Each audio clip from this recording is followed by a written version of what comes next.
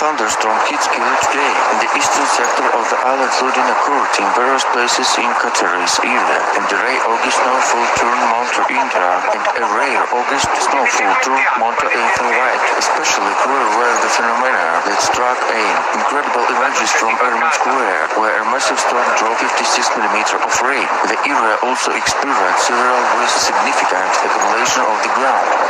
Due to the storm, the temperature only dropped to 13 Celsius, a sensational figure for the Syrian city that rises 700 meters above sea level, especially since a few hours later it reached a maximum daytime temperature of 30.5 Celsius. We also report 35 mm of rain in Syracuse, 27 mm in Akureyri, 23 mm in Paterna.